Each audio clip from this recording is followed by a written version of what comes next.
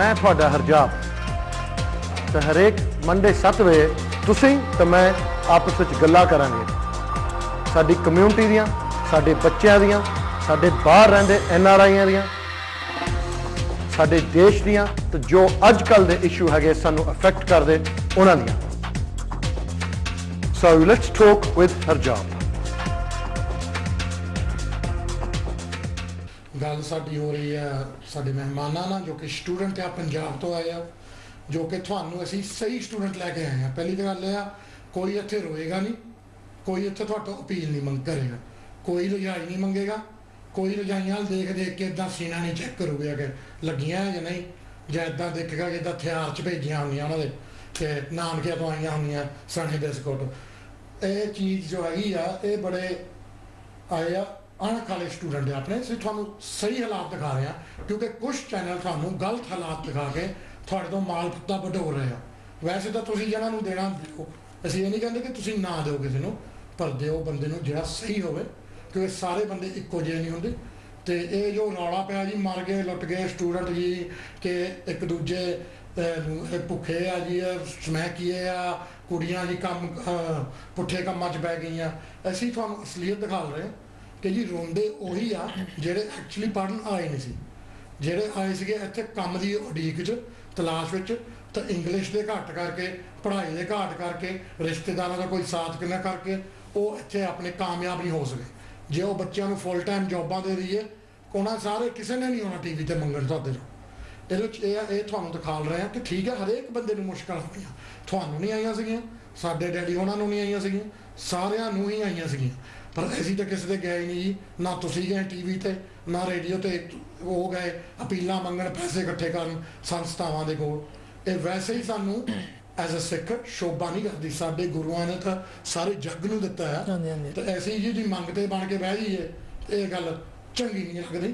इहदे विच हुण जानी ये हालत बन गई साडी कि प्रदेसां जाके असीं रजाइयां कंबल मंगण लग पए, ते ये जानी एक बहुत सोचण वाली गल आ कि साडा कौम कित्थे दे कित्थे जा रहा। असीं तुहानूं असली स्टूडेंट दिखा रहे हैं जो कि इत्थे पढ़ भी रहे हैं, अंग्रेजी भी बोलते हैं, इत्थे रह भी रहे हैं, लड़कियां नूं भैणां बना के नाल रह रहे हैं, उन्हां नूं छड्डण जांदे चक्कण जांदे आ, ते उन्हां नाल क्यों मनदीप जी असीं गल करिए हुण। बिल्कुल मैं तुहाडे नाल दर्शਕਾਂ ने गल साझी करना हरजाब जी।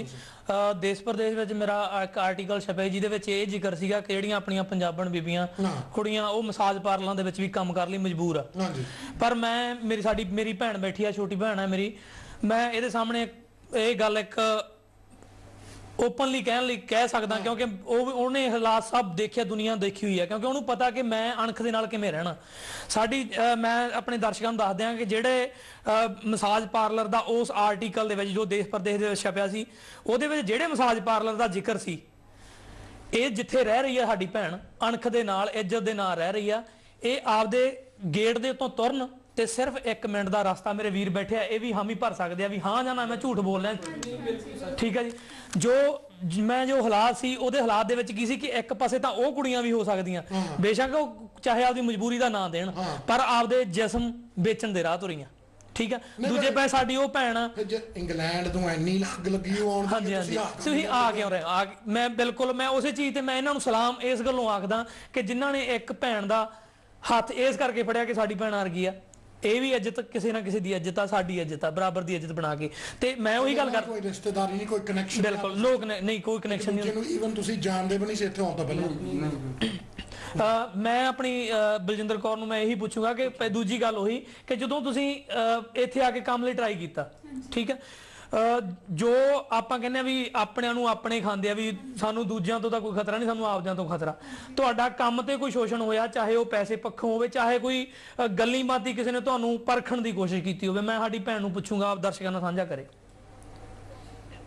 ਜਦੋਂ ਪਹਿਲਾਂ ਮੈਂ ਇੱਥੇ ਆਈ ਤਾਂ मतलब कि मैं काफ़ी जगह रिज्यूम वगैरह भी दिते अपने भी, चलो इधर भी ट्राई कर लैनी है दिते उत्थे, मतलब कि जिथे मैनू नॉलेज सी जिस काम की, जिदा मेरा कपड़े का काम सीगा, फैशन डिजाइनिंग का मैं काम किया होया, तो मैनू वही जिदा कपड़े दी शॉप्स हो गई या टेलर्स हो गए, स्टिचिंग वाले जिथे मतलब कि बैठते हैं उन्होंने कोल मैं गई भी, तो एक दो जगह मतलब कि जेडे टेलर कोल मैं गई सी उन्हें पहले दिन तो चलो मैनू कहंदा ट्रायल दे दो तुसी, ਤੇ ਮੈਂ ਚਲੋ ਉਹਨੇ ਜਿੰਨਾ ਮੇਰੇ ਤੋਂ ਕਿਹਾ ਵੀ ਆ ਕਰਕੇ ਦਿਖਾ ਦੇ ਮੈਨੂੰ, ਉਹ ਕਰਕੇ ਦਿਖਾਤਾ ਮੈਂ ਉਹਨੂੰ, ਤੇ ਉਹਨੇ ਮੈਨੂੰ 3 ਪਾਉਂਡ ਦੇਤੇ ਟ੍ਰਾਇਲ ਦੇ।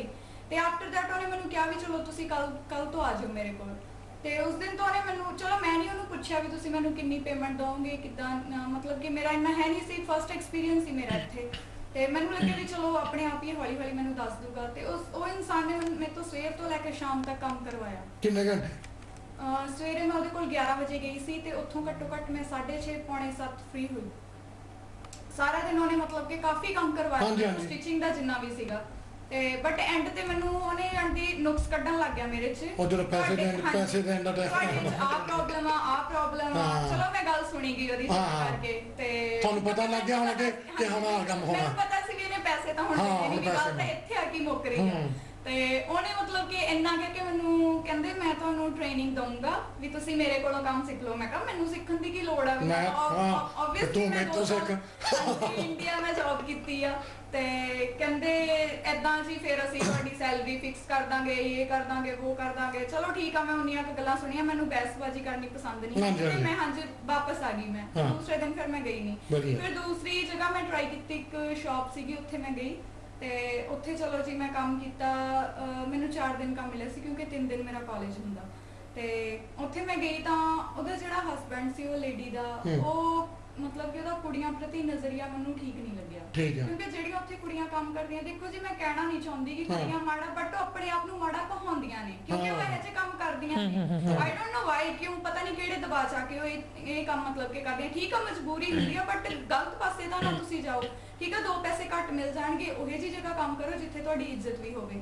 ਤੇ ਉਹਨਾਂ ਨੇ ਮੈਨੂੰ ਕੋਈ ਆਇਆ, ਆਪਣੇ ਕਸਟਮਰ ਆਇਆ ਉੱਥੇ ਸਮਾਨ ਲੈਣ ਲਈ, ਤੇ ਮੈਨੂੰ ਕਹਿੰਦੇ ਵੀ ਇਹਦਾ ਟੋਟਲ ਕਰ ਦਿਓ ਜਿੰਨਾ ਵੀ ਇਹਨਾਂ ਨੇ ਸਮਾਨ ਲਿਆ। ਐਕਚੁਅਲੀ ਮੈਨੂੰ ਇੱਧਰ ਦੇ ਕਰੰਸੀ ਦਾ ਇੰਨਾ ਹਲੇ ਪਤਾ ਨਹੀਂ ਸੀ ਵੀ ਕਿੱਦਾਂ ਪੈਨੀਆਂ ਕਿੰਨੇ, ਪਤਾ ਲੱਗ ਜਾਣਾ 6 ਮਹੀਨਿਆਂ ਨੂੰ। ਹਾਂਜੀ ਪਤਾ ਲੱਗ ਗਿਆ ਹੁਣ ਤਾਂ।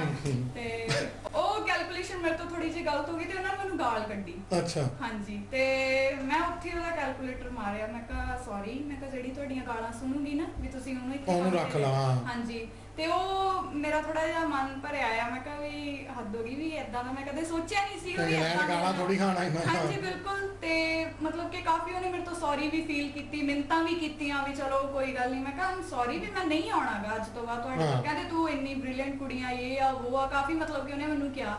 ਤੇ ਮੈਂ ਕਿਹਾ ਜੇ ਲੱਗਦਾ ਸੀ ਤਾਂ ਫਿਰ ਇਹਦਾ ਮਤਲਬ ਇਹ ਥੋੜੀ ਤੁਸੀਂ ਗਾਲਾਂ ਕੱਢੋ। ਮੈਂ ਸੌਰੀ, ਮੈਂ ਕਿਹਾ ਇਹ ਕੁੜੀਆਂ ਜਿਹੜੀਆਂ ਕੰਮ ਕਰਦੀਆਂ ਖਾਊਗੀਆਂ, ਹਾਂਜੀ ਖਾਂਦੀਆਂ ਨੇ, ਮੈਂ ਕਿਹਾ ਗਾਲਾਂ ਤਾਂ ਇੱਥੇ ਕੀਤੀ ਘਰ ਵਾਲਿਆਂ ਤੋਂ ਵੀ ਖਾਂਦੀਆਂ, ਤੋਂ ਵੀ ਖਾਈ ਜਾਂਦੀਆਂ। ਦੂਸਰੇ ਦਿਨ ਮੈਂ ਉੱਥੇ ਕੰਮ ਤੇ ਨਹੀਂ ਗਈ ਏਦਾਂ ਨਾ, ਕਿਉਂਕਿ ਮੈਨੂੰ ਮੇਰੇ ਪੇਰੈਂਟਸ ਵੱਲੋਂ ਸਪੋਰਟ ਮਿਲ ਰਹੀ ਆ, ਮੇਰੀ ਫੀਸ, ਮੇਰਾ ਖਰਚਾ ਸਾਰਾ ਕੁਝ ਮੈਨੂੰ ਦੇ ਰਹੇ ਆ ਉਹ। ਬਾਕੀ ਇੰਨਾ ਕੁ ਮੈਂ ਆਪਣਾ ਲਿਮਿਟ ਨਾਲ ਚੱਲ ਰਹੀ ਆ, ਮੈਂ ਕੋਈ ਫਾਲਤੂ ਖਰਚਾ ਨਹੀਂ ਕਰਦੀ, ਜਿੰਨਾ ਕੁ ਵੀ ਹੁੰਦਾ ਸੀ ਸਾਰੇ ਰਲ ਕੇ ਕਰਦੇ ਆ, ਨਾ ਇਹ ਮੇਰੇ ਤੋਂ ਫਾਲਤੂ ਲੈਂਦੇ ਆ ਨਾ ਮੈਂ ਇਹਨਾਂ ਨੇ। ਠੀਕ ਹੈ ਜਿੰਨਾ ਸਾਡੇ ਕੋਲ ਹੁੰਦਾ ਸੀ ਸਾਰੇ ਮਤਲਬ ਕਿ ਇੱਕ ਦੂਜੇ ਨੂੰ ਜਦੋਂ ਚਾਹੀਦਾ ਵੀ ਆ ਕਿਸੇ ਨੂੰ ਅਸੀਂ ਦਿੰਦੇ ਵੀ, ਏਦਾਂ ਨਹੀਂ ਵੀ ਨਹੀਂ ਮੇਰੇ ਕੋਲ ਨਹੀਂ ਹੈਗੇ ਇਹ ਆ ਉਹ ਆ ਜਾਂਦੀ। ਠੀਕ ਆ, ਕਦੇ ਇਹ ਨਹੀਂ ਸੋਚਿਆ ਵੀ ਘਰੇ ਨਹੀਂ ਅਸੀਂ ਚਲੋ ਰੋਟੀ ਬਣਾਉਣੀ, ਗੁਰਦੁਆਰੇ ਚੱਲਦੇ ਆ, ਗੁਰਦੁਆਰੇ ਜਾਂਦੇ ਆ ਅਸੀਂ ਮੱਥਾ ਟੇਕ ਕੇ ਆ ਜਾਂਦੇ। ਦੇਖੋ ਜੀ ਇਹ ਬਹੁਤ ਚਰਚਾ ਹੈ ਕਿ ਸਟੂਡੈਂਟ ਗੁਰਦੁਆਰੇ ਬਹੁਤ ਜਾਣ ਲੱਗ ਪਏ, ਗੁਰੂ ਘਰਾਂ ਤੇ ਜ਼ੋਰ ਪਾਉਣ ਲੱਗ ਪਏ। ਇੱਕ ਹੋਰ ਮੈਂ ਆਪਣੇ ਵੀਰ ਨੂੰ ਪੁੱਛਣਾ ਚਾਹੁੰਦਾ, ਹੋਰ ਬੜੀ ਚਰਚਾ ਕਿ ਜੀ ਸਟੂਡੈਂਟ ਸਮੈਕੀਏ ਬਹੁਤ ਆ, ਕਿ ਡਰੱਗਸ ਬਹੁਤ ਚੱਲਦੇ ਸਟੂਡੈਂਟ ਦੇ ਵਿੱਚ। ਇਹ ਕਿੰਨੇ ਹੱਦ ਤੱਕ ਸੱਚ ਆ?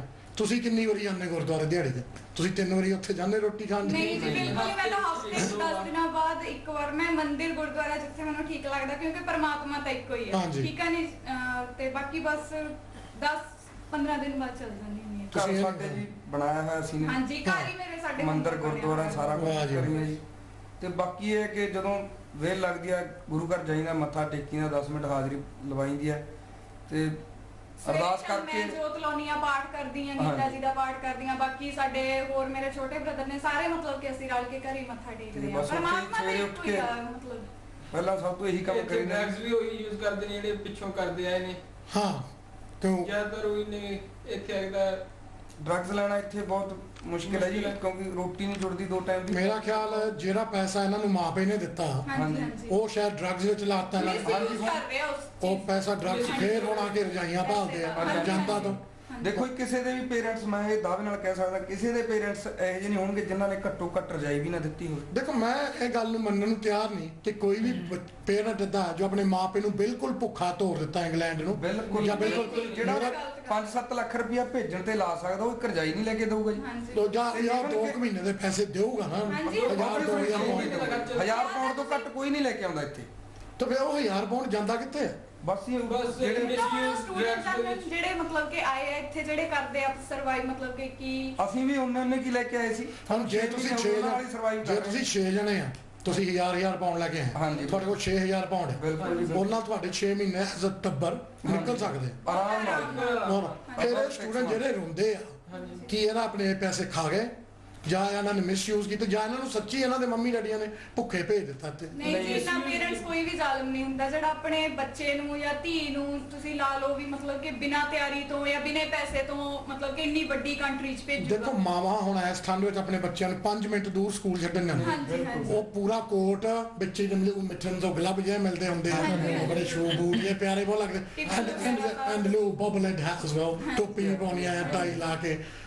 ਦੱਸ ਜੇ ਉਹ ਸਿਰਫ 5 ਮੀਲ ਡਿਸਟੈਂਸ ਤੇ ਛੱਡਣ ਦੀ ਬੱਚੇ ਆ ਜਾਂ 1 ਮੀਲ ਡਿਸਟੈਂਸ ਤੇ ਛੱਡਣੀ, ਇੰਨੀ ਤਿਆਰੀ ਨਾਲ ਤੁਹਾਡੇ ਮਾਪੇ ਨੇ ਆਬਵੀਅਸਲੀ ਤਿਆਰੀ ਕੀਤੀ, ਉਹ ਕੋਲੋਂ ਦੇਖਿਆ ਹੋ। ਬਿਲਕੁਲ ਇਹ ਥੋੜੀ ਕਿ ਉਹਨੇ ਭਾਵੇਂ ਚੱਲ ਪੁੱਤਰਾ ਜਾ ਸਾਨੂੰ ਭੇਜ ਹੁਣ ਮੈਂ ਹੁਣ ਆਰਡਰ ਕਰ ਮਾਂ-ਬਾਪ ਤਾਂ ਹੀ ਦੇਖੋ ਕੋਈ ਜਾਂ ਪਿੰਨੀਆਂ ਵੀ ਹਰੇਕ ਲੈ ਕੇ ਆਉਂਦਾ। ਹੋਰ ਦੇਖੋ ਤੁਸੀਂ ਮਾਂ-ਬਾਪ ਨੇ ਇੰਨੇ ਪਿਆਰ ਨਾਲ ਬਣਾਈਆਂ ਹੁੰਦੀਆਂ ਨੇ ਕਿ ਸਾਡੇ ਮੁੰਡੇ ਨੂੰ ਜਾ ਕੇ ਠੰਡ ਨਾ ਲੱਗ ਜੇ।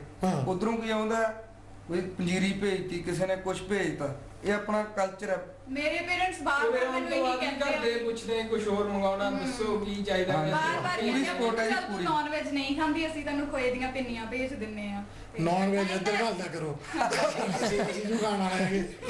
ਤੇ ਇੱਕ ਚੀਜ਼ ਮੈਂ ਤੁਹਾਨੂੰ ਹੋਰ ਪੁੱਛਣਾ ਚਾਹੁੰਦਾ ਹਾਂਜੀ। ਜੋ ਕਿ ਇਸ ਚੀਜ਼ ਦੀ ਕਾਫੀ ਚਰਚਾ ਹੈ ਕਿ ਤੁਸੀਂ ਐਜ਼ ਅ ਫੈਮਿਲੀ ਰਹਿ ਰਹੇ ਹਾਂਜੀ। ਰਾਈਟ, ਇਹ ਤੁਹਾਡੇ ਚ ਪਹਿਲਾਂ ਤਾਂ ਸੋਚ ਬਹੁਤ ਵਧੀਆ, ਆਈਡੀਆ ਬਹੁਤ ਵਧੀਆ। ਆਮ ਤੌਰ ਤੇ ਜੋ ਹੁਣ ਤੁਹਾਡੇ ਨਾਲ ਥੋੜੀਆਂ ਮੁਸ਼ਕਲਾਂ ਤੁਸੀਂ ਦੱਸਿਆ ਕਿ ਸਾਡੇ ਨਾਲ ਜਦੋਂ ਅਸੀਂ ਪਹਿਲਾਂ ਆਏ ਜ਼ਰੂਰ ਮੁਸ਼ਕਲਾਂ ਹੋਈਆਂ, ਕੀ ਉਹ ਜਿਹੜੇ ਪਿੱਛੇ ਇੰਡੀਆ ਬੱਚੇ ਬੈਠੇ ਆ ਉਹਨਾਂ ਨੂੰ ਤੁਸੀਂ ਸੱਚ ਦੱਸਿਆ ਜਾਂ ਉਹਨਾਂ ਨੂੰ ਸਮਝਾਇਆ ਕਿ ਜੀ ਕਿ ਇੱਥੇ ਤਾਂ ਇਹ ਮੁਸ਼ਕਲਾਂ ਆ ਕਿ ਆਹ ਪ੍ਰੋਬਲਮਾਂ ਪੈਣੀਆਂ, ਇਹ ਇਦਾਂ ਦਾ ਜਾ ਪਿਆ ਉਹਨਾਂ ਨੂੰ ਦੱਸਿਆ ਕਿ ਅਸੀਂ ਤਾਂ ਜੀ ਸਵਰਗ ਦੇ ਆ, ਮੈਂ ਬਣ ਗਈ ਮੈਂ ਬਣ ਗਈ ਬਾਸੂ, ਤੁਸੀਂ ਬਣ ਗਏ ਸਲਮਾਨ ਖਾਨ ਦੇ। ਸੱਚਾਈ ਤੋਂ ਰੂਬਰੂ ਕਰਾਇਆ ਜੀ। ਤੇ ਪਿੱਛੇ ਵਾਲੇ ਕੀ ਕਹਿੰਦੇ? ਉਹ ਕਹਿੰਦੇ ਨੇ ਵੀ ਜੇ ਇੰਨੀ ਮੁਸ਼ਕਲ ਹੈ ਤੁਸੀਂ ਵਾਪਸ ਕਿਉਂ ਨਹੀਂ ਆਉਂਦੇ? ਤੁਸੀਂ ਵਾਪਸ ਅਸੀਂ ਦੇਖੋ ਐਡਜਸਟ ਕਰ ਚੁੱਕੇ ਹਾਂ, ਇਸ ਮਾਹੌਲ ਮੁਤਾਬਕ ਅਸੀਂ ਢਲ ਚੁੱਕੇ ਹਾਂਗੇ। ਬਟ ਸਾਨੂੰ ਪਤਾ ਕਿ ਹਾਲਾਤ ਪਹਿਲਾਂ ਵਰਗੇ ਵੀ ਨਹੀਂ ਰਹੇ ਜਿਸ ਟਾਈਮ 'ਚ ਅਸੀਂ ਆਏ ਸੀ, ਐਡਜਸਟ ਹੋ ਸਕਦਾ ਸੀ। ਤੇ ਬਟ ਅਸੀਂ ਉਹਨਾਂ ਨੂੰ ਕਹਿੰਦੇ ਆਓ ਜੀ ਸਦਕੇ ਆਓ, ਬਟ ਪ੍ਰਪੇਅਰ ਹੋ ਕੇ ਆਓ। ਪ੍ਰਪੇਅਰ ਹੋ ਕੇ ਆਓ ਤੇ ਘੱਟੋ ਘੱਟ ਤੁਹਾਡੇ ਕੋਲ ਘੱਟੋ ਘੱਟ 6 ਮਹੀਨੇ ਦਾ ਤੁਹਾਡੇ ਕੋਲ ਖਰਚਾ ਹੋਣਾ ਜ਼ਰੂਰੀ ਹੈ। ਤੇ ਇੰਗਲਿਸ਼ ਦੀ ਬਹੁਤ ਲੋੜ ਹੈ ਇੱਥੇ, ਵਿਦਆਊਟ ਇੰਗਲਿਸ਼ ਨਥਿੰਗ। ਤੇ ਤੁਹਾਨੂੰ 에ਅਰਪੋਰਟ ਤੋਂ ਹੀ ਇੰਗਲਿਸ਼ ਦੀ ਪ੍ਰੋਬਲਮ ਸ਼ੁਰੂ ਹੋ ਜਾਣੀ ਹੈ ਤੇ ਇੱਥੇ ਤੱਕ। ਤੇ ਆਲਮੋਸਟ ਪੰਜਾਬੀ ਤਾਂ ਆਉਂਦੀ ਸਾਊਥ ਵਾਲਾ ਹੈ ਕਿਉਂਕਿ ਉਹਨਾਂ ਨੂੰ ਪਤਾ ਵੀ ਸਾਡਾ ਪੰਜਾਬੀ ਬਿਨਾਂ ਗੁਜ਼ਾਰਾ ਨਹੀਂ। ਤੇ ਬਟ ਕਿਸੇ ਦਾ ਕਾਲਜ ਕਿਤੇ ਹੈ, ਕਿਸੇ ਦਾ ਕਿਤੇ ਹੈ, ਇਸ ਕਰਕੇ ਇੰਗਲਿਸ਼ ਮਸਟ ਹੈ ਜੀ। ਤੇ ਬਾਕੀ ਇੰਨਾ ਕੁ ਜਾ ਕੇ ਇੰਨੀ ਕੁ ਤਿਆਰੀ ਚਾਹੋ ਕਿ ਇੱਥੇ ਆ ਕੇ ਬੰਦਾ ਸਰਵਾਈਵ ਕਰ ਸਕੇ ਤੇ ਕਿਸੇ ਚੈਨਲ ਨੂੰ ਇਹ ਕਹਿਣ ਦੀ ਲੋੜ ਨਾ ਪਵੇ ਕਿ ਸਟੂਡੈਂਟ ਮੰਗਤੇ ਨੇ ਜੀ, ਮੰਗਣ ਦੀ ਲੋੜ ਨਾ ਪਵੇ। ਗੱਲ ਮਤਲਬ ਕਿ ਹੈਗੀ ਆ ਸਾਡੇ ਰਿਸ਼ਤੇਦਾਰੀ ਚੋਂ ਹੀ ਕੋਈ ਦੂਰ ਦੀ ਰਿਸ਼ਤੇ ਦੀ ਕੁੜੀ ਸੀਗੀ ਤੇ ਉਹਨੇ ਇੱਧਰ ਆਉਣਾ ਸੀਗਾ ਤੇ ਉਹਨੇ ਮਤਲਬ ਕਿ ਮਹੀਨਾ ਹੀ ਹੋ ਗਿਆ ਸੀ ਉਹਨੂੰ ਘੱਟੋ ਘੱਟ ਮੇਰੇ ਪੇਰੈਂਟਸ ਨੂੰ ਕਹਿੰਦੀ ਨੂੰ ਵੀ ਤੁਹਾਡੀ ਕੁੜੀ ਦੀ ਮੇਰੇ ਨਾਲ ਗੱਲ ਕਰਵਾਓ, ਤਾਂ ਪੁੱਛਣਾ ਮੈਂ ਉੱਧਰ ਕੀ ਹੈਗਾ ਕੀ ਨਹੀਂ ਹੈਗਾ। ਤੇ ਪਰਸੋਂ ਚੌਥੀ ਮੈਂ ਉਹਦੇ ਨਾਲ ਗੱਲ ਕੀਤੀ ਫੋਨ ਤੇ ਮੈਂ ਉਹਨਾਂ ਨੂੰ ਪੁੱਛਿਆ ਵੀ ਤੁਹਾਡੀ ਕੁਆਲੀਫਿਕੇਸ਼ਨ ਕਿੱਦਾਂ ਹੈਗੀ ਕਿੱਦਾਂ ਨਹੀਂ। ਤੇ ਉਹ ਕਹਿੰਦੀ ਮੈਂ ਇੱਥੇ ਟੀਚਿੰਗ ਮਤਲਬ ਕਿ ਪੜਾਉਣੀ ਆ, ਬੀਐਡ MA ਬੀਐਡ ਕੀਤੀ ਆ ਮੈਂ। ਤੇ ਬਾਕੀ 25-26 ਸਾਲ ਮੇਰੀ ਏਜ ਆ। ਵੀ ਮੇਰੇ ਪੇਰੈਂਟਸ ਮੇਰੇ ਪਾਪਾ ਕਹਿ ਰਹੇ ਆ ਮੈਨੂੰ ਵੀ ਤੂੰ ਫੋਰਨ ਜਾ। ਤੇ ਮੈਂ ਕਿਹਾ ਤੁਹਾਡੀ ਬੈਕਗ੍ਰਾਉਂਡ ਕੀ ਆ, ਪੰਜਾਬੀ ਜਾਂ ਇੰਗਲਿਸ਼? ਕਹਿੰਦੀ ਨਹੀਂ ਇੰਗਲਿਸ਼ ਤਾਂ ਮੈਨੂੰ ਇੰਨੀ ਆਉਂਦੀ ਨਹੀਂ ਹੈ। ਤੇ ਫਿਰ ਮੈਂ ਕਿਹਾ ਵੀ ਤੁਸੀਂ ਆਉਣਾ ਚਾਹੁੰਦੇ ਹੋ? ਨਹੀਂ ਮੇਰੇ ਪਾਪਾ ਕਹਿ ਰਹੇ ਆ। ਮੈਂ ਕਿਹਾ ਤੁਹਾਡਾ ਦਿਲ ਨਹੀਂ ਮੰਨਦਾ? ਕਹਿੰਦੀ ਨਹੀਂ ਮੇਰਾ ਦਿਲ ਨਹੀਂ ਕਰਦਾ। ਕਹਿੰਦੀ ਕਿਉਂਕਿ ਮੈਂ ਮਤਲਬ ਕਿ ਪੇਪਰ ਜਿਹੜੇ ਆਉਂਦੇ ਉਹਨਾਂ 'ਚ ਖਬਰਾਂ ਵੀ ਪੜੀਆਂ ਵਾ ਵੀ ਉਧਰ ਇੰਨਾ ਮਾੜਾ ਹਾਲ ਆ। ਕਹਿੰਦੀ ਮੈਨੂੰ ਏਦਾਂ ਸੀ ਵੀ ਇੱਕ ਵਾਰ ਵੀ ਉਹ ਕੁੜੀ ਤੋਂ ਮੈਂ ਸੁਣਾ ਤਾਂ ਸੀ ਵੀ ਉਹ ਕੀ ਕਹਿੰਦੀ ਆ ਵੀ ਕਿਉਂਕਿ ਕੁੜੀਆਂ ਦਾ ਹੀ ਦੁੱਖ ਹਾਂਜੀ ਸੁਣ ਸਕਦੀਆਂ ਨੇ। ਤੇ ਬਾਕੀ ਫਿਰ ਉਹਨਾਂ ਨੂੰ ਸਾਰਾ ਦੱਸਿਆ। ਮੈਂ ਕਿਹਾ ਦੇਖੋ ਆਉਣ ਦੀ ਮੈਂ ਤੁਹਾਨੂੰ ਇਹ ਨਹੀਂ ਕਹਿੰਦੀ ਤੁਸੀਂ ਨਾ ਆਓ, ਜੇ ਤਾਂ ਤੁਸੀਂ ਸਟੱਡੀ ਲਈ ਆਉਣਾ ਤਾਂ ਸਟੱਡੀ ਲਈ ਹੀ ਆਇਓ। ਤੇ ਬਾਕੀ ਇਕੱਲੇ ਆਉਣ ਦੀ ਗਲਤੀ ਬਿਲਕੁਲ ਨਾ ਕਰਿਓ। ਇਹ ਦੇਖ ਕੇ ਆਇਓ ਵੀ ਜੇ ਤੁਹਾਡੇ ਉੱਧਰ ਤੁਹਾਨੂੰ ਕੋਈ ਸਾਂਭਦਾ ਵਾ, ਰਿਸ਼ਤੇਦਾਰ ਆਇਆ ਕੋਈ ਬਿਲਕੁਲ, ਜਾਂ ਤੁਹਾਡਾ ਕੋਈ ਕੰਮ ਦੀ ਜ਼ਿੰਮੇਵਾਰੀ ਲੈਂਦਾ ਵੀ ਹਾਂ ਅਸੀਂ ਤੁਹਾਨੂੰ ਕੰਮ ਤੇ ਲਵਾਵਾਂਗੇ। ਵੀ ਸਭ ਤੋਂ ਵੱਡੀ ਗੱਲ ਤਾਂ ਆਪਣਾ ਮੈਰਿਜ ਕਰਵਾ ਕੇ ਆਇਓ ਤਾਂ ਕਿ ਤੁਹਾਡਾ ਹਸਬੈਂਡ ਆ ਜਿਹੜਾ ਫੁੱਲ ਟਾਈਮ ਕੰਮ ਕਰ ਸਕੇ। ਹਾਂਜੀ, ਤੇ ਤੁਸੀਂ ਆਪਣਾ ਆਰਾਮ ਨਾਲ ਸਟੱਡੀ ਕੰਪਲੀਟ ਕਰ ਲਓ। ਤੇ ਫਿਰ ਉਹ ਕੁੜੀ ਨੂੰ ਜਿੱਦਾਂ ਮੈਂ ਦੱਸਿਆ ਵੀ ਇੱਧਰ ਆਹ ਚੀਜ਼ ਆ ਵੀ ਇੱਥੇ ਕੰਮ ਏਦਾਂ ਵੀ ਨਹੀਂ, ਇੰਨਾ ਮੁਸ਼ਕਿਲ ਆ ਵੀ ਨਹੀਂ ਮਿਲ ਰਿਹਾਗਾ, ਵਾਕਈ ਨਹੀਂ ਮਿਲ ਰਿਹਾਗਾ। ਚਲੋ ਜਿਨ੍ਹਾਂ ਨੂੰ ਨੌਲੇਜ ਆ ਥੋੜੀ ਬਹੁਤ ਉਹ ਕਰ ਵੀ ਰਹੇ ਆ। ਬਾਕੀ ਜਿਹੜੇ ਮਿਹਨਤ ਕਰਦੇ ਆ ਉਹਨਾਂ ਦੀ ਪਰਮਾਤਮਾ ਜ਼ਰੂਰ ਸੁਣਦਾ ਵਾ, ਏਦਾਂ ਦੀ ਗੱਲ ਨਹੀਂ ਹੈਗੀ। ਤੇ ਬਟ ਉਹ ਕੁੜੀ ਦੇ ਪਤਾ ਨਹੀਂ ਉਹਨੂੰ ਕੀ ਫੀਲ ਹੋਇਆ, ਉਹਨੇ ਮੈਨੂੰ ਜਵਾਬ ਦਿੱਤਾ ਕਹਿੰਦੀ ਨਹੀਂ ਮੈਂ ਨਹੀਂ ਆਉਣਾ। ਕਹਿੰਦੀ ਮੈਂ ਇੱਥੇ ਹੀ ਵਧੀਆ ਕਹੂੰਗੀ ਘਰਦਿਆਂ ਨੂੰ, ਲੱਭ ਦੋ ਵੀ ਮੇਰੇ ਲਈ ਮੈਂ ਇੱਥੇ ਆ ਕਰਵਾ ਲੈਂਦੀ। ਲੱਭ +2 ਵਾਲਾ ਜਿਸ ਤਰ੍ਹਾਂ ਸਟੂਡੈਂਟ ਤੁਹਾਡੀ ਹੁਣ ਚਰਚਾ ਸਾਡੀ ਚੱਲ ਰਹੀ ਹੈ ਹਾਂਜੀ ਕਿ ਜਿਹੜੀ ਵੀ ਤੁਸੀਂ ਚੀਜ਼ ਨੂੰ ਡੋਨੇਟ ਕਰਦੇ ਹੋ, ਠੀਕ ਹੈ, ਜੇ ਕੋਈ ਵੀ ਅਪੀਲ ਕੋਈ ਸਾਨੂੰ ਕਰਦਾ ਆ, ਹਾਂਜੀ ਉਹ ਸਾਡੇ ਇਮੋਸ਼ਨਾਂ ਤੇ ਪਲੇ ਕਰਦੇ ਆ, ਬਿਲਕੁਲ ਪੈਸੇ ਬਣਾਉਣ ਦੀ ਕੋਸ਼ਿਸ਼ ਕਰਦੇ। ਇਹੀ ਅਪੀਲ ਦਾ ਮਤਲਬ ਇਹ ਹੁੰਦਾ ਕਿ ਕੋਈ ਹਾਲਾਤ ਨੂੰ ਦਿਖਾਇਆ ਜਾਵੇ ਜਿਹਦੇ ਨਾਲ ਬੰਦਾ ਪ੍ਰਭਾਵਿਤ ਹੋ ਜਾਵੇ, ਦਿਲ ਉਹਦਾ ਭਰਿਆ ਹੋਵੇ ਤੇ ਕਹੇ ਯਾਰ ਨਹੀਂ ਇਹਨਾਂ ਦੀ ਤਾਂ ਬਹੁਤ ਮਾੜੀ ਹਾਲਤ ਆ। ਹਾਂਜੀ ਬਟ ਇਨ ਫੈਕਟ ਜਿਹੜੇ ਡੋਨੇਸ਼ਨ ਦੇਣ ਵਾਲੇ ਵੀ ਆ, ਉਹਨਾਂ ਨੂੰ ਵੀ ਦੇਖਣਾ ਚਾਹੀਦਾ ਕਿ ਅਸੀਂ ਜਿਨ੍ਹਾਂ ਨੂੰ ਦੇ ਰਹੇ ਆ ਕਿ ਸਹੀ ਆ ਜਾਂ ਨਹੀਂ, ਜਾਂ ਇਹ ਪੈਸੇ ਪਹੁੰਚਦੇ ਆ ਜਾਂ ਸੱਚੀ ਹਾਲਾਤ ਕੀ ਹੈ ਇਸ ਵੇਲੇ ਕੀ ਨਹੀਂ। ਕੀ ਸੱਚੀ ਹਾਲਾਤ ਇਸ ਵੇਲੇ ਤੁਹਾਡੇ ਦੇਖਣ 'ਚ ਆ ਕਿ ਇਦਾਂ ਦੇ ਹੈਗੇ ਆ ਕਿ ਇੱਥੇ ਦੇ ਜੀ 90% ਸਟੂਡੈਂਟ ਭੁੱਖੇ ਮਰਨ ਦੇ ਹੋ ਆ, ਇੱਥੇ ਕੰਮ ਹੈ ਨਹੀਂ। ਮੇਰੇ ਖਿਆਲ ਤੁਸੀਂ ਸਾਰੇ ਕੰਮ ਕਰਦੇ ਆ ਆਪਣੇ 20 ਘੰਟੇ ਜਿੰਨੇ ਤੁਸੀਂ ਘਰ 'ਚ ਹੈ, ਜੇ ਨਹੀਂ ਕਿਸ ਤਰ੍ਹਾਂ ਕੀ ਹਾਲਾਤ ਹੈ? ਕਦੇ ਮਿਲ ਗਿਆ ਜੀ, ਕਦੇ ਨਹੀਂ ਮਿਲ ਗਿਆ, ਕਿਉਂਕਿ ਰੀਸੈਸ਼ਨ ਦਾ ਟਾਈਮ ਚੱਲ ਰਿਹਾ ਹੈ। ਚਲੋ ਫਿਰ ਵੀ ਬਟ ਇੰਨੇ ਕੁ ਜੋਗੇ ਕਰ ਲਈਦੇ ਕਿ ਆਪਣਾ ਜਿਹਨੇ ਆਪਣੇ ਗੁਜ਼ਾਰਾ ਕਰ ਲਈਦਾ, ਫੈਮਿਲੀ ਦਾ ਗੁਜ਼ਾਰਾ ਚੱਲ ਸਕੇ ਸਾਡੀ। ਜੇ ਤੁਹਾਡੇ ਤੇ ਹਾਲਾਤ ਮਾੜੇ ਆ ਹਾਂਜੀ, ਜਾਂ ਕਿਸ ਤਰ੍ਹਾਂ ਬਹੁਤ ਮਾੜੇ ਆ, ਫਿਰ ਤੁਸੀਂ ਕੀ ਕਰੋਗੇ? ਕੁਛ ਸੋਚਿਆ? ਦੇਖੋ ਜੀ, ਪਹਿਲੀ ਗੱਲ ਤਾਂ ਇਹ ਹੈ ਕਿ ਮਿਹਨਤ ਕਰਨ ਵਾਲੇ ਬੰਦੇ ਦੇ ਹਾਲਾਤ ਮਾੜੇ ਨਹੀਂ ਆਉਂਦੇ ਹੁੰਦੇ। ਨਾ ਤੇ ਬਾਕੀ ਜਿਹੜੀ ਗੱਲ ਆ ਗਈ ਕਿ ਮੰਗਣ ਦੀ, ਉਹਦੇ ਨਾਲੋਂ ਅਸੀਂ ਮਰਨਾ ਬਿਹਤਰ ਸਮਝਾਂਗੇ ਜਾਂ ਆਪਣੇ ਪਿੰਡ ਵਾਪਸ ਚੱਲ ਜਾਵਾਂਗੇ, ਪਰ ਕਿਸੇ ਅੱਗੇ ਹੱਥ ਨਹੀਂ ਅੱਡ ਸਕਦੇ। ਇਹ ਸਾਡੀ ਗੈਰਤ ਹੈ, ਮਤਲਬ ਸਾਨੂੰ ਪੰਜਾਬੀ ਹੋਣ ਦੇ ਮਾਣ ਫੀਲ ਕਰਦੇ ਹਾਂ ਅਸੀਂ ਕਿ ਕਦੇ ਵੀ ਪੰਜਾਬੀ ਨੇ ਕਿਸੇ ਅੱਗੇ ਹੱਥ ਨਹੀਂ ਅੱਡਿਆ। ਇਹਦੀ ਐਗਜ਼ਾਮਪਲ ਮੈਂ ਤੁਹਾਨੂੰ ਦੇ ਦਿੱਤੀ ਆ, ਉਹੀ ਜਿਹੜੀ ਮੇਰੇ ਨਾਲ ਟ੍ਰੈਜੇਡੀ ਹੋਈ ਸੀਗੀ ਤੇ ਉਹਦੇ ਵਿੱਚ ਮੈਨੂੰ ਪੈਸੇ ਨਹੀਂ ਸੀ, ਮੈਨੂੰ ਮੇਰੀ ਇੱਜ਼ਤ ਪਿਆਰੀ ਸੀਗੀ, ਤਾਂ ਹੀ ਮੈਂ ਉੱਥੋਂ ਕੰਮ ਛੱਡਿਆ। ਇੱਕ ਹੋਰ ਗੱਲ ਮਨਦੀਪ ਜੀ ਨੇ ਮੈਨੂੰ ਦੱਸੀ ਸੀਗੀ ਆਉਣ ਤੋਂ ਪਹਿਲਾਂ, ਕਹਿੰਦੇ ਸੀ ਕਿ ਹਰਜਾਪ ਇਹ ਮੁੰਡਿਆਂ ਨੇ ਇਹ ਵੀ ਕਿਹਾ ਕਿ ਦੇਖੋ ਜੀ ਜੇ ਲੜਕੀ ਦਾ ਵਿਆਹ ਹੁੰਦਾ ਤਾਂ ਅਸੀਂ ਉਹਨਾਂ ਦਾ ਘਰ ਵੀ ਵਸਾਵਾਂਗੇ, ਵਿਆਹ ਦੇ ਪੈਸੇ ਵੀ ਅਸੀਂ ਕਰਾਂਗੇ। ਬਿਲਕੁਲ ਜੀ ਬਿਲਕੁਲ, ਇਹ ਕੁੜੀ ਆਪ ਗਵਾਹ ਹੈ ਤੇ ਬਾਕੀ ਪ੍ਰਮਾਤਮਾ। ਅਸੀਂ ਜਿੱਥੇ ਤੱਕ ਦੇਖੋ, ਇੱਕੋ ਹੀ ਭੈਣ ਸੀ ਮੇਰੇ ਛੋਟੀ, ਉਹ ਆਲਰੇਡੀ ਮੈਰਿਡ ਹੈ ਤੇ 2 ਬੱਚੇ ਨੇ ਉਹਦੇ। ਮੇਰੇ ਵੀ 2 ਬੇਟੇ ਨੇ ਜੀ, ਅਸੀਂ 3 ਭਰਾਂਗੇ, ਤਿੰਨਾਂ ਦੇ 2-2 ਬੇਟੇ ਨੇ। ਬੜੀ ਇੱਛਾ ਸੀ ਮੇਰੇ ਪੇਰੈਂਟਸ ਦੀ ਵੀ ਕਿ ਘਰ ਸਾਡੇ ਗੁੱਡੀ ਆਵੇ, ਬਟ ਪ੍ਰਮਾਤਮਾ ਨੇ ਇੱਛਾ ਪੂਰੀ ਤਾਂ ਥੋੜੀ ਲੇਟ ਕੀਤੀ ਹੈ, ਬੜੀ ਬੜਾਈ ਦੇ ਦਿੱਤੀ ਤੇ ਚਲੋ ਐਨੀਵੇ ਜ਼ਰੂਰ ਜੇ ਪ੍ਰਮਾਤਮਾ ਨੇ ਸਾਥ ਦਿੱਤਾ, ਬਾਕੀ ਅਸੀਂ ਮਿਹਨਤ ਕਰਾਂਗੇ, ਇਸ ਯੋਗਤਾ ਹੋ ਹੀ ਜਾਣਾ ਕਿ ਇਹਦਾ ਹੱਥ ਪੀਲੇ ਕਰ ਸਕੀਏ, ਕਿਸੇ ਚੰਗੇ ਘਰ ਇਹਨੂੰ ਭੇਜ ਸਕੀਏ, ਤਾਂ ਕਿ ਸਾਡੇ ਪੇਰੈਂਟਸ ਵੀ ਇਸ ਗੱਲ ਦਾ ਮਾਣ ਫੀਲ ਕਰ ਸਕਣ। ਸਾਨੂੰ ਬੜਾ ਮਾਣ ਹੈ ਜੀ, ਸਾਡੇ ਵਿਊਅਰਾਂ ਨੂੰ ਬੜਾ ਮਾਣ ਹੈ ਇਸ ਗੱਲ ਦਾ ਕਿ ਅੱਜ ਕੱਲ ਦੇ ਹਾਲਾਤਾਂ ਵਿੱਚ ਜਿੱਥੇ ਬੰਦਾ ਆਪਣੇ ਬੱਚਿਆਂ ਦੇ ਵਿਆਹ ਕਰਨ ਤੇ ਸੰਕੋਚ ਕਰਦਾ, ਤੇ ਭਰਾਵਾਂ ਨੂੰ ਪਤਾ ਨਹੀਂ ਕਿ 30 ਦਿਨ ਮੁੜ ਕੇ ਆ ਜਾਣਾ ਜਾਂ ਨਹੀਂ, ਮੇਰਾ 40,000 ਪਾਉਂਡ ਐਵੇਂ ਲੱਗੂ, ਮੈਂ ਵੀੜਾ ਬਣਾਉਂਦਾ ਰਹਿ ਗਿਆ, ਤਾਂ ਇਹਦੇ ਤਾਂ ਆ ਗਈ ਟੈਚੀ ਚੱਕ ਕੇ 30 ਦਿਨ, ਤੇ ਇਹਦੇ ਵਿੱਚ ਬੰਦਾ ਸੰਕੋਚ ਕਰਦਾ ਕਿ ਨਹੀਂ। ਪਰ ਤੁਹਾਡਾ ਕੋਈ ਆਪਸ ਵਿੱਚ ਦੇਖੋ, ਇਹ ਮੈਂ ਹੀ ਕਹੂੰਗਾ ਕਿ ਫਿਰ ਦਾਣਾ ਪਾਣੀ ਲਿਖਿਆ ਹੋ। ਬਿਲਕੁਲ ਬਿਲਕੁਲ, ਕਿ ਤੁਹਾਡਾ ਪਹਿਲਾਂ ਕੋਈ ਕਨੈਕਸ਼ਨ ਨਹੀਂ। ਆਮ ਜੀ ਗੱਲ ਚੱਲ ਪੈਂਦੀ ਆ, ਮੈਂ ਕਿਹਾ ਦੇਖ, ਮੈਂ ਮੋਸਟਲੀ ਇਹਨੂੰ ਬੇਟੀ ਕਹਿਣਾ ਹੁੰਨਾਗਾ ਤੇ ਗੁੜੀਆ ਜਾਂ ਬੇਟੀ, ਤੇ ਮੈਂ ਇਹਨੂੰ ਕਹਿਣਾ ਹੁੰਨਾ ਵੀ ਸ਼ਾਇਦ ਕੋਈ ਪਿਛਲੇ ਜਨਮ ਦੀ ਤਾਰ ਟੁੱਟ ਗਈ ਸੀਗੀ ਆਪਣੀ, ਜਿਹੜੀ ਇਸ ਜਨਮ ਜਾ ਕੇ ਜੁੜ ਗਈ। ਤੇ ਸਾਨੂੰ ਬਹੁਤ ਮਤਲਬ ਕਿ ਕਈ ਵਾਰ ਅਸੀਂ ਰੋਨੇ ਇੱਕ ਦੂਜੇ ਦੇ ਗੱਲ ਲੱਗ ਕੇ ਵੀ ਪਹਿਲਾਂ ਕਿੱਥੇ ਸੀ। ਤੇ ਸਾਨੂੰ ਬੜਾ ਮਾਣ ਫੀਲ ਹੁੰਦਾ ਜੀ। ਸਭ ਤੋਂ ਵੱਡੀ ਗੱਲ, ਅਸੀਂ ਇਹਦੇ ਪੇਰੈਂਟਸ ਦੇ ਬਹੁਤ ਧੰਨਵਾਦੀ ਹਾਂ ਕਿ ਜਿਨ੍ਹਾਂ ਨੇ ਸਾਡੇ ਤੇ ਵਿਸ਼ਵਾਸ ਕੀਤਾ। ਇਹਦੇ ਤੇ ਤਾਂ ਉਹਨਾਂ ਨੂੰ ਆਲਰੇਡੀ ਹੈਗੇ ਸੀਗਾ, ਤੇ ਅੱਜ ਦਾ ਟਾਈਮ ਐਸਾ ਜੀ, ਅਸੀਂ ਖੁਦ ਵੀ ਬਹੁਤ ਸੰਕੋਚ ਕਰਦੇ ਇਹਨਾਂ ਗੱਲਾਂ ਤੋਂ ਕਿ ਆਪਣੀ ਧੀ ਭੈਣ ਨੂੰ ਕਿਸੇ ਰਿਸ਼ਤੇਦਾਰੀ 'ਚ ਨਹੀਂ ਛੇਤੀ ਆਪਾਂ ਅੱਜ ਕੱਲ੍ਹ ਛੱਡਦੇ, ਬਿਲਕੁਲ ਨਹੀਂ ਛੱਡਦੇ। ਬਟ ਕਿ ਇਹਦੇ ਪੇਰੈਂਟਸ ਕਿੰਨੇ ਧੰਨ ਨੇ ਜਿਨ੍ਹਾਂ ਨੇ ਸਾਡੇ ਤੇ ਵਿਸ਼ਵਾਸ ਕੀਤਾ, ਤੇ ਅਸੀਂ ਵੀ ਆਪਣੇ ਪੇਰੈਂਟਸ ਦਾ ਬਹੁਤ ਸ਼ੁਕਰੀਆ ਅਦਾ ਕਰਦੇ ਹਾਂ, ਕਿਉਂਕਿ ਜਿਸ ਦਿਨ ਅਸੀਂ ਇਹਨੂੰ ਲੈ ਕੇ ਆਏ ਸੀ ਘਰ, ਅਸੀਂ ਸਾਰਿਆਂ ਨੇ ਬੈਠ ਕੇ ਇਹ ਫੈਸਲਾ ਕੀਤਾ ਸੀ ਵੀ ਆਪਣੇ ਘਰੇ ਹੁਣੀ ਫੋਨ ਕਰਕੇ ਦੱਸੋ ਕਿ ਅਸੀਂ ਆਹ ਕਰਕੇ ਕੁੜੀ ਭੈਣ ਮਨਾਈਏ। ਜੇ ਤੁਹਾਨੂੰ ਕੋਈ ਇਤਰਾਜ਼ ਹੈ ਤਾਂ ਹੁਣ ਦੱਸ ਦਿਓ, ਹੋ ਸਕਦਾ ਆਉਣ ਵਾਲੇ ਟਾਈਮ ਦੇ ਵਿੱਚ ਤੁਹਾਨੂੰ ਕਿਸੇ ਦੇ ਤਾਨੇ ਮਿਹਣੇ ਸੁਣਨੇ ਪੈਣ, ਤਾਂ ਤੁਸੀਂ ਆਪਣੇ ਆਪ ਨੂੰ ਪ੍ਰਿਪੇਅਰ ਕਰ ਲਓ। ਤੇ ਸਾਡੇ ਪੇਰੈਂਟਸ ਦਾ ਅਸੀਂ ਧੰਨਵਾਦ ਕਰਦੇ ਹਾਂ ਕਿ ਉਹਨਾਂ ਨੇ ਸਾਡੇ ਤੇ ਇੰਨਾ ਯਕੀਨ ਕੀਤਾ ਤੇ ਸਾਨੂੰ ਕਿਹਾ ਵੀ ਤੁਸੀਂ ਇਸ ਕੁੜੀ ਨੂੰ ਕਿਸੇ ਕੰਮ ਤੇ ਨਹੀਂ ਜਾਣ ਦੇਣਾ, ਕੁਝ ਨਹੀਂ ਕਰਨਾ, ਇਹਨੂੰ ਤੁਸੀਂ ਸਟੱਡੀ ਵੱਲ ਧਿਆਨ ਦੇਣਾ ਤੇ ਤੁਸੀਂ ਆਪ ਕਮਾਓ ਤੇ ਇਹਦਾ ਵੱਧ ਤੋਂ ਵੱਧ। ਤੁਹਾਡੇ ਪੇਰੈਂਟਸ ਬਣ ਗਿਆ। ਬਿਲਕੁਲ। ਤੇ ਮੈਂ ਵਿਆਹ ਹਾਂ ਜੀ, ਇਵਨ ਕਿ ਮੇਰੇ ਸਹੁਰਾ ਪਰਿਵਾਰ ਹੈ ਜੀ, ਉਹ ਵੀ ਮੇਰੀ ਇਸ ਗੱਲੋਂ ਪੂਰੀ ਸਪੋਰਟ ਕਰਦੇ ਆ। ਮੇਰੀ ਵਾਈਫ ਹੈ ਜੀ। ਤੂੰ ਹੈ?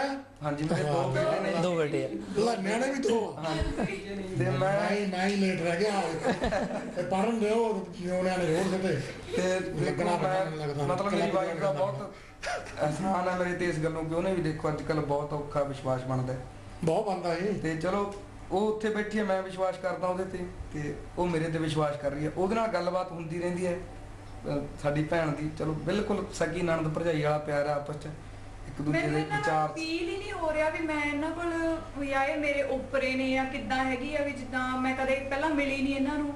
ਮਤਲਬ ਕਿ ਆਪਣਿਆਂ ਨਾਲੋਂ ਵੱਧ ਕੇ ਮੈਨੂੰ ਇਹਨਾਂ ਕੋਲ ਇੱਕ ਦਿਨ ਲਈ ਵੀ ਮੈਨੂੰ ਇਦਾਂ ਨਹੀਂ ਮਹਿਸੂਸ ਹੋਇਆ ਵੀ ਮੈਂ ਆਪਣੇ ਘਰ ਤੋਂ ਦੂਰ ਬੈਠੀ ਆ। ਕਹਿੰਦੀ ਮੇਰੇ ਪੇਰੈਂਟਸ ਨੂੰ ਇੰਨਾ ਮੇਰੇ ਤੇ ਕਹਿੰਦੀ ਉਹ ਬਲੀਵ ਮੈਂ ਉਹਨਾਂ ਦਾ ਦੇਣ ਨਹੀਂ ਦੇ ਸਕਦੀ ਕਿ ਜਿਹੜਾ ਉਹਨਾਂ ਨੇ ਮੈਨੂੰ ਇਸ ਕਾਬਿਲ ਸਮਝਿਆ ਵੀ ਹਾਂ ਵੀ ਸਾਡੀ ਕੁੜੀ ਉੱਥੇ ਸੇਫ ਆ ਜਾਂ ਜਿੱਦਾਂ ਵੀ ਹੈਗੀ ਆ। ਹਾਂ, ਇੱਕ ਚੀਜ਼ ਮੈਂ ਜ਼ਰੂਰ ਤੁਹਾਨੂੰ ਕਹਿਣਾ ਚਾਹੁੰਦਾ ਹਾਂ ਕਿ ਇੱਕ ਗਾਣੇ 'ਚ ਸ਼ਾਇਦ ਤੁਸੀਂ ਵੀ ਸੁਣਿਆ ਹੋਊਗਾ ਲਾਈਨ, ਉਹਨੇ ਪਤਾ ਨਹੀਂ ਕਰੇਜ਼ੀ ਕਿਉਂ ਵਲੈਤ ਲਈ ਸਾਰੀਆਂ ਪੰਜਾਬ ਦੀਆਂ ਕੁਆਰੀਆਂ। ਇਹ ਗੱਲ ਤਕਰੀਬਨ ਸਹੀ ਹੈ ਕਿਉਂਕਿ ਅੱਜ ਕੱਲ ਮੁੰਡਿਆਂ ਨਾਲੋਂ ਕੁੜੀਆਂ ਜ਼ਿਆਦਾ ਬਾਹਰ ਆਉਣ ਦੀ ਯਤਨ ਕਰ ਰਹੀਆਂ। ਕਿ ਤੁਸੀਂ ਵੀ ਪਿੱਛੇ ਇਦਾਂ ਦਾ ਆਪਣੇ ਮਾਪੇ ਨੂੰ ਮਜਬੂਰ ਕਰਕੇ ਆਏ ਕਿ ਜੀ ਮੈਨੂੰ ਬਾਹਰ ਭੇਜੋ ਜਾਂ ਕਲੇਸ਼ ਕਰਕੇ ਆਏ ਜੋ ਕਿ ਆਮ ਤੌਰ ਤੇ ਕਿ ਇਹ ਕੁੜੀਆਂ ਦਾ ਟ੍ਰੈਂਡ ਕਿਉਂ ਜ਼ਿਆਦਾ ਹੈ ਪੰਜਾਬ 'ਚ ਕਿ ਅਸੀਂ ਬਾਹਰ ਜਾਣਾ? ਦੇਖੋ ਜੀ ਅੱਜ ਕੱਲ ਮਤਲਬ ਕਿ ਜਿੱਦਾਂ ਕਹਿ ਲਈਏ ਆਪਾਂ ਮਾਡਰਨ ਜ਼ਮਾਨਾ ਚੱਲ ਰਿਹਾ ਸਾਰਾ, ਪੰਜਾਬ 'ਚ ਵੀ ਮਤਲਬ ਕਿ ਕੁੜੀਆਂ ਨੂੰ ਨਾ ਕਾਫੀ ਅੱਗੇ ਦੀ ਅੱਗੇ ਜਿਹੜੇ ਪੇਰੈਂਟਸ ਨੇ ਉਹ ਸਪੋਰਟ ਕਰ ਰਿਹਾ ਵੀ ਬੇਟਾ ਤੁਸੀਂ ਵੀ ਪੜ੍ਹੋ ਐਦਾਂ ਕਰੋ, ਕਿਉਂਕਿ ਥੋੜੇ ਬਹੁਤ ਘੱਟ ਲੋਕ ਨੇ ਜਿਹੜੇ ਕੁੜੀ ਮੁੰਡੇ 'ਚ ਫਰਕ ਸਮਝਦੇ ਆ। ਹੁਣ ਤਾਂ ਕੁੜੀਆਂ ਨੂੰ ਮਤਲਬ ਕਿ ਮੁੰਡਿਆਂ ਵਾਲੇ ਲੈਵਲ ਨਾਲ ਹੀ ਦੇਖਿਆ ਜਾਂਦਾ ਵਾ। ਦੈਟਸ ਵਾਈ ਉਹਨਾਂ ਨੂੰ ਇਹ ਓਪਰਚ्युनिटी ਦਿੱਤੀ ਆ ਵੀ ਚਲੋ ਤੁਸੀਂ ਜਾਓ। ਮੈਂ ਕਹਿ ਰਹੀ ਹਾਂ ਵੀ ਭੇਜੋ ਤੁਸੀਂ ਆਪਣੀਆਂ ਬੇਟੀਆਂ ਨੂੰ ਵੀ ਇੱਥੇ ਭੇਜੋ ਵੀ ਚਲੋ ਉਹ ਵੀ ਕੁਛ ਨਾ ਕੁਛ ਸਿੱਖਣ ਇੱਥੋਂ ਗ੍ਰੈਬ ਕਰਨ, ਬਟ ਇਹਦਾ ਮਤਲਬ ਇਹ ਨਹੀਂ ਵੀ ਤੁਸੀਂ ਉਹਨਾਂ ਨੂੰ ਬਿਨਾਂ ਕੁਛ ਦੇਖੇ ਖੂਹ 'ਚ ਧੱਕਾ ਦੇ ਦਿਓ, ਇੱਥੇ ਆ ਕੇ ਵਿਚਾਰੀਆਂ ਰੋਲਦੀਆਂ ਫਿਰਨ। ਮਤਲਬ ਕਿ ਜੇ ਭੇਜਣਾ ਹੀ ਆ ਤਾਂ ਜਾਂ ਤਾਂ ਉਹਨਾਂ ਨੂੰ ਮੈਰਿਜ ਕਰ, ਨਾਟ ਕੰਟਰੈਕਟ ਮੈਰਿਜ, ਕਿਉਂਕਿ ਉਹਦੇ ਵਿੱਚ ਤਾਂ ਇੱਕ ਸੌਦੇਬਾਜ਼ੀ ਹੋ ਉਹ ਕੰਮ ਨਹੀਂ। ਹਾਂਜੀ ਸੌਦੇਬਾਜ਼ੀ ਹੋ, ਤੂੰ ਮੇਰਾ ਸਾਲਾ ਮੈਂ ਤੇਰਾ ਸਾਲਾ, ਉਹ ਕੰਮ ਨਾ ਕਰੋ। ਇਹ ਖਾਸੀਅਤ ਹੈ ਪੰਜਾਬੀਆਂ ਦੀ। ਹਾਂਜੀ, ਜੇ ਭੇਜਣਾ ਤਾਂ ਮਤਲਬ ਕਿ ਪੱਕੀ ਮੈਰਿਜ ਕਰਕੇ ਸਾਰਾ ਕੁਝ ਦੇਖ ਪਰਖ ਕੇ ਫੇਰ ਭੇਜੋ। ਬਾਕੀ ਦੇਖੋ ਵੀ ਉਹ ਮੁੰਡਾ ਮਤਲਬ ਕਿ ਇੱਧਰ ਆ ਕੇ ਕੰਮ ਕਰ ਸਕਦਾ, ਉਹਦੀ ਬੈਕਗ੍ਰਾਉਂਡ ਚੈੱਕ ਕਰੋ। ਇਹ ਨਾ ਹੋਵੇ ਉਹ ਕੁੜੀ ਨੂੰ ਵੀ ਇੱਧਰ ਲੈ ਆਵੇ ਤੇ ਆਪ ਵੀ ਇੱਧਰ ਆ ਕੇ ਕੰਮ ਨਾ ਕਰੇ, ਸਾਰੀ ਲਾਈਫ ਹੀ ਸਪੋਇਲ ਹੋ ਦਾਜ ਵਿੱਚ 2 ਕਿਲੋ ਸਮੈਕ ਮੰਗਣ। ਬਿਲਕੁਲ ਉਹੀ ਗੱਲ ਤਾਂ ਉਹ ਵੀ ਨਹੀਂ ਵੀ ਆਪ ਤਾਂ ਡੁੱਬੇ ਤੇ ਜਜਮਾਨ ਵੀ ਡੁੱਬੇ। ਬਿਲਕੁਲ। ਤੇ ਤੁਸੀਂ ਜਦੋਂ ਜੇ ਤੁਹਾਨੂੰ ਇਹ ਇਨਾਮ ਮਿਲਦੇ, ਤੁਹਾਡੇ ਵੀਰ ਜੋ ਹੈਗੇ ਤੁਹਾਡੇ ਭਰਾ ਨਾ ਮਿਲਦੇ, ਤੁਹਾਡੀ ਕੀ ਕੰਡੀਸ਼ਨ ਹੋ ਸਕਦੀ ਸੀ ਇਸ ਵੇਲੇ? ਤੁਸੀਂ ਉਹਦੇ ਬਾਰੇ ਕਦੇ ਕੁਝ ਸੋਚਿਆ ਵੀ ਕਿ ਮੈਂ ਸ਼ਾਇਦ ਕਿੱਥੇ ਧੱਕੇ ਖਾਂਦੀ ਹੁੰਦੀ, ਜਾਂ ਤੁਸੀਂ ਇਹ ਪਲਾਨ ਕੀਤਾ ਸੀ ਕਿ ਜੇ ਮੇਰਾ ਨਹੀਂ ਉੱਥੇ ਕੁਝ ਬਣਦਾ ਮੈਂ ਵਾਪਸ ਚਲ ਜਾਣਾ? ਨਹੀਂ ਜੀ, ਮੈਂ ਇਹ ਤਾਂ ਨਹੀਂ ਸੋਚਿਆ ਸੀ ਵੀ ਮੈਂ ਵਾਪਸ ਜਾਊਂਗੀ, ਕਿਉਂਕਿ ਮੇਰਾ ਮੇਨ ਮੋਟਿਵ ਜਿਹੜਾ ਹੈਗਾ ਉਹ ਸਟੱਡੀ ਕੰਪਲੀਟ ਕਰਨਾ ਸੀ ਇੱਥੇ। ਜੇ ਮੇਰਾ ਸਟੱਡੀ ਮੇਰੀ ਕੰਪਲੀਟ ਹੋ ਜਾਂਦੀ ਤਾਂ ਮੈਂ ਵਾਪਸ ਇੰਡੀਆ ਜਾਣਾ ਸੀ, ਕਿਉਂਕਿ ਮੈਨੂੰ ਨੌਲੇਜ ਹੈ ਇਸ ਚੀਜ਼ ਦੀ। ਮੈਂ ਛੋਟਾ ਮੋਟਾ ਆਪਣਾ ਬਿਜ਼ਨਸ ਇੰਡੀਆ ਵੀ ਚਲਾ ਸਕਦੀ ਹਾਂ, ਥੋੜੀ ਬਹੁਤ ਚਲੋ ਮੈਂ ਮਨੀ ਵੀ ਇੱਥੋਂ ਅਰਨ ਕਰ ਲੈਂਦੀ, ਉਹੀ ਮੈਨੂੰ ਥੋੜੀ ਜਿਹੀ ਈਜ਼ੀ ਹੋ ਜਾਂਦਾ ਉੱਥੇ ਛੋਟਾ ਮੋਟਾ ਜਿੱਦਾਂ ਬੁਟੀਕ ਵਗੈਰਾ ਖੋਲਿਆ ਜਾਂ ਕੁਝ ਵੀ। ਬਾਕੀ ਇਹ ਕੰਟਰੀ ਮਾੜੀ ਨਹੀਂ ਹੈਗੀ, ਮੈਂ ਨਹੀਂ ਕਹੂੰਗੀ ਵੀ ਇਹ ਕੰਟਰੀ ਮਾੜੀ ਆ, ਬਟ ਇਹ ਆ ਜਿਹੜੇ ਪੰਜਾਬੀ ਹੈਗੇ ਆ ਇੱਥੇ ਆ ਕੇ ਜਿਨ੍ਹਾਂ ਨੇ, ਮੈਂ ਉਹਨਾਂ ਨੂੰ ਵੀ ਇਹੀ ਕਹਿ ਰਹੀ ਹਾਂ ਵੀ ਪਲੀਜ਼ ਕੁਝ ਸੋਚ ਸਮਝ ਕੇ ਆਓ। ਜੇ ਤੁਹਾਡੇ ਕੋਲ ਨੌਲੇਜ ਹੈਗੀ ਆ, ਤੁਸੀਂ ਇੱਥੇ ਕੰਮ ਕਰਨ ਦੇ ਕਾਬਿਲ ਹੈਗੇ ਹੋ, ਜੇ ਸਰਵਾਈਵ ਕਰ ਸਕਦੇ ਹੋ ਤਾਂ ਆਓ। ਅਦਰਵਾਈਜ਼ ਇੱਥੇ ਪਲੀਜ਼ ਭੁੱਲ ਕੇ ਵੀ ਗਲਤੀ ਨਾ ਕਰੋ, ਨਾ ਕੁੜੀਆਂ ਨੂੰ ਕੱਲੀਆਂ ਭੇਜੋ ਇੱਥੇ, ਕਿਉਂਕਿ ਜੋ ਕੁਝ ਮੈਂ ਦੇਖ ਰਹੀ ਹਾਂ ਸਾਰੀਆਂ ਮੇਰੇ ਵਰਗੀਆਂ। ਦੇਖੋ ਮੈਂ ਆਪਣੇ ਆਪ ਤੇ ਮਾਣ, ਇਸ ਗੱਲ ਦਾ ਮਾਣ ਫੀਲ ਕਰ ਰਹੀ ਹਾਂ ਵੀ ਹਾਂ ਮੈਨੂੰ ਰੱਬ ਵਰਗੇ ਭਰਾ ਦਿੱਤੇ ਆ ਜਿੱਦਾਂ ਵੀ ਹੈਗੇ ਆ। ਤੇ ਬਟ ਪਲੀਜ਼ ਕੱਲੀਆਂ ਨਾ ਆਓ, ਤੁਸੀਂ ਜੇ ਆਉਣਾ ਤਾਂ ਆਪਣੀ ਪੱਕੀ ਮੈਰਿਜ ਕਰਵਾ ਕੇ ਆਓ, ਤੇ ਅਦਰਵਾਈਜ਼ ਇੱਥੇ ਕੋਈ ਜਾਂ ਫਿਰ ਤੁਹਾਡੇ ਕੋਲ ਕਾਬਲੀਅਤ ਹੋਵੇ ਤੁਸੀਂ ਕਰਨ ਵਾਲੇ। ਤੇ ਮੇਨ ਚੀਜ਼ ਇਹ ਆ ਕਿ ਪੈਸਾ ਲੈ ਕੇ ਆਓ। ਹਾਂਜੀ, ਕਿੰਨਾ ਕੁ ਪੈਸਾ ਤੁਹਾਡੇ ਹਿਸਾਬ ਨਾਲ, ਤੁਸੀਂ ਹਿਸਾਬ ਲਾ ਗਏ ਹੋਣੇ ਆ, ਤੁਸੀਂ ਬੜੇ ਹੁਣ ਹਿਸਾਬੀ ਹੋ ਗਏ ਹੋਣੇ ਆ। ਤੇ ਬਿਲਕੁਲ ਡਾਲਰ ਪਾਉਂਡ ਦਾ ਫਰਕ ਸਮਝ ਆਉਣਾ। ਕਿੰਨੇ ਕੁ ਪੈਸੇ ਮੇਰਾ ਸਟੂਡੈਂਟ ਨੂੰ ਘੱਟੋ ਘੱਟ ਆਪਣੇ ਨਾਲ ਲਿਆਉਣੇ ਚਾਹੀਦੇ? ਘੱਟੋ ਘੱਟ 1500 ਪਾਉਂਡ ਤਾਂ ਜ਼ਰੂਰੀ ਹੈ ਜੀ। ਜ਼ਰੂਰੀ ਹੈ, ਹਾਂਜੀ। ਤਾਂ ਕਿ ਕਿਉਂਕਿ ਇੱਥੇ ਦੇਖੋ ਪਹਿਲਾ ਮਹੀਨਾ ਹੀ, ਪਹਿਲੇ 2 ਮਹੀਨੇ ਇਦਾਂ ਦੇ ਹੁੰਦੇ ਨੇ ਕਿ ਆਪਾਂ ਨੂੰ ਸੈਟਿੰਗ 'ਚ ਕੁਝ ਚੀਜ਼ਾਂ ਆਪਾਂ ਇਦਾਂ ਦੀ ਖਰੀਦ ਲੈਂਦੇ ਹਾਂ ਕਿ ਜਿਨ੍ਹਾਂ ਦਾ ਆਪਾਂ ਨੂੰ ਪਤਾ ਨਹੀਂ ਹੁੰਦਾ, ਉਹ ਕੋਸਟਲੀ ਖਰੀਦ ਲੈਂਦੇ ਹਾਂ ਚੀਪ ਪ੍ਰਾਈਸ ਦੀ ਬਜਾਏ। ਤੇ ਹੌਲੀ ਹੌਲੀ ਕਈ ਵਾਰ ਆਪਾਂ ਨੂੰ ਐਡਜਸਟ ਕਰਨ 'ਚ ਟਾਈਮ ਲੱਗ ਜਾਂਦਾ, ਖਰਚੇ ਵੱਧ ਹੋ ਜਾਂਦੇ ਤੇ ਸਲੋ ਆਪੀ ਗੱਡੀ ਲਾਈਨ ਤੇ ਚੜ ਜਾਂਦੀ। 1-2 ਮਹੀਨੇ 'ਚ ਤਾਂ ਸਟੂਡੈਂਟ ਨੂੰ ਪਤਾ ਲੱਗ ਹੀ ਜਾਂਦਾ ਵੀ ਸਾਡਾ ਕਿੰਨਾ ਕੁ ਖਰਚਾ ਅਪਰੋਕਸੀਮੇਟਲੀ ਆ ਰਿਹਾ ਇੱਥੇ, ਉਹਦੇ ਅਕੋਰਡਿੰਗ ਚਲੋ ਹੋ ਜਾਂਦਾ ਸਭ। ਪਹਿਲਾਂ ਕਿਧਰੇ ਪਤਾ ਲੱਗਦਾ ਕਿਹੜੀ ਸੜਕ ਕਿੱਥੇ ਜਾ ਰਹੀ ਹੈ ਜੀ, ਇੱਥੇ ਆ ਕੇ ਪਤਾ ਲੱਗਦਾ। ਹਾਂਜੀ ਸਭ। ਹੁਣ ਤੁਹਾਨੂੰ ਤੁਸੀਂ ਜਿੱਦਾਂ ਸਾਰੀ ਉਮਰ ਇੰਡੀਆ 'ਚ ਪਲੇ, ਹੁਣ ਤੁਹਾਨੂੰ ਕਿੱਦਾਂ ਲੱਗਦਾ ਕਿ ਜ਼ਿੰਦਗੀ 'ਚ ਕਿ ਤੁਸੀਂ ਕਿੱਦਾਂ ਕਿ ਤੁਹਾਡੇ ਨਾਲ ਜੋ ਹੋਏ ਆ ਜਾਂ ਤੁਸੀਂ ਇੱਥੇ ਆ ਕੇ ਜ਼ਿੰਦਗੀ ਦੇਖੀ ਆ, ਉਹ 'ਚੋਂ ਤੁਸੀਂ ਕੁਝ ਗੇਨ ਕੀਤਾ, ਕੁਝ ਫਾਇਦਾ ਹੋਇਆ ਤੁਹਾਨੂੰ ਇੱਥੇ ਆ ਕੇ, ਜਾਂ ਨੁਕਸਾਨ ਹੋਇਆ, ਜਾਂ ਤੁਸੀਂ ਸਿਆਣੇ ਬਹੁਤ ਛੇਤੀ ਬਣ ਗਏ, ਉਹ ਤੁਹਾਡਾ ਨਿਆਣਾਪਣਾ ਲੈ ਗਿਆ, ਕਿਸ ਤਰ੍ਹਾਂ ਤੁਸੀਂ ਮਹਿਸੂਸ ਕਰਦੇ ਹੋ? ਨਹੀਂ ਬਿਲਕੁਲ ਜੀ, ਦੇਖੋ ਅਕਲਾਂ ਆ ਗਈਆਂ। ਹਾਂਜੀ, ਅਕਲਾਂ ਆ ਗਈਆਂ ਤੇ ਵਧੀਆ ਫੀਲ ਕਰ ਰਹੇ ਹਾਂ।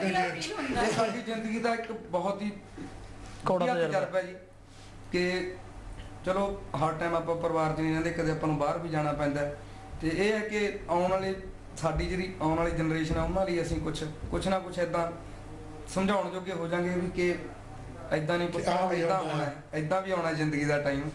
ਤੇ ਬਾਕੀ ਪਰਮਾਤਮਾ ਦੀ ਇੰਨੀ ਕੁ ਮਿਹਰ ਹੈ ਕਿ ਅਸੀਂ ਇਸ ਯੋਗ ਹੈਗੇ ਕਿ ਕਿਸੇ ਤੁਸੀਂ ਮੇਰਾ ਖਿਆਲ ਕਿਸੇ ਤੇ ਇੱਥੇ ਬੋਝ ਨਹੀਂ ਬਣਨਾ। ਨਹੀਂ ਜੀ ਨਹੀਂ, ਅਸੀਂ ਬੋਝ ਨਹੀਂ ਬਣ ਨਾ ਹੀ ਤੁਸੀਂ ਮੰਗਦੇ ਹੋ, ਨਹੀਂ ਜੀ, ਨਾ ਹੀ ਤੁਸੀਂ ਗੁਰੂ ਘਰ ਜਾ ਕੇ 24 ਘੰਟੇ ਬਹਿੰਦੇ ਜਾਂ 12 ਘੰਟੇ ਬਹਿੰਦੇ ਨਹੀਂ। ਉੱਥੇ ਰਾਸ਼ਨ ਵਾੜਦੇ ਆ। ਦੇਖੋ ਉੱਥੇ ਜੀ, ਤੁਸੀਂ ਇੱਧਰ ਕੋਈ ਕੰਮ ਇੱਥੇ ਨਹੀਂ। ਵਸਦਾ ਜੀ, ਇੱਥੇ ਵਸਦਾ ਪਰਮਾਤਮਾ। ਤਾਂ ਗੱਲ ਹੈ ਵੀ ਥੋੜਾ ਦੇਖਣ ਦਾ ਨਜ਼ਰੀਆ ਚਾਹੀਦਾ ਆਪਾਂ ਨੂੰ। ਦੇਖੋ ਇਹ ਤਾਂ ਮਨਦੀਪ ਜੀ ਹੁਣ ਤੇ ਅਸੀਂ ਕੀ ਕਹਿ ਸਕਦੇ ਹਾਂ, ਬਹੁਤ ਬੜਾਪਨ ਨਹੀਂ ਹੈ ਕਿ ਦੇਖੋ ਕਿ ਜਿੱਥੇ ਇੱਥੇ ਇਹ ਚੀਜ਼ਾਂ ਤਾਂ ਸਾਡੇ ਸਿਆਣੇ ਵੀ ਨਹੀਂ ਕਰ ਸਕਦੇ। ਹਾਂਜੀ ਹਾਂਜੀ ਰਾਈਟ, ਬਿਲਕੁਲ। ਕਿ ਜਿਹੜੇ ਬੱਚੇ ਨੂੰ ਕਿਸੇ ਨੂੰ ਸ਼ਰਮ ਦੇਣੀ, ਆਪਣੀ ਸਿਸਟਰ ਬਣਾਉਣਾ, ਰਾਈਟ, ਬਹੁਤ ਬੜੀ ਗੱਲ ਹੈ।